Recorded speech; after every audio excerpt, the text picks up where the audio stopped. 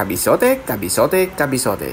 Isang pangmalakasan sa kanin, recipe na naman ang i-share natin para sa araw na to, kabisote. Talaga namang sa sarsa at sabaw, talaga mapapatatlong subo ka ng kanin. At may chili garlic sauce ka pa. Nako, tsak, susunod pa ulit ng isang subo. Meron tayo ditong isang buong baka. Lagyan lang natin ng aromatikong pampalasa, bawang, sibuyas, paminta at asin.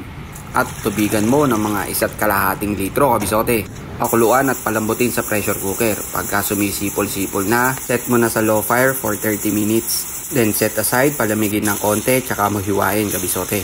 At ipan fry mo na. Diyan tayo kukuha ng additional flavor, kabisote.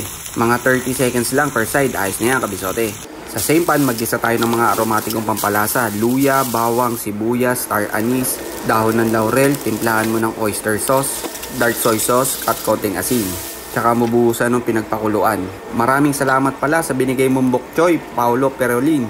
At naglagay lang tayo ng 1 kutsarang brown sugar at paminta. Tsaka mo ibalik yung pan-seared na beef.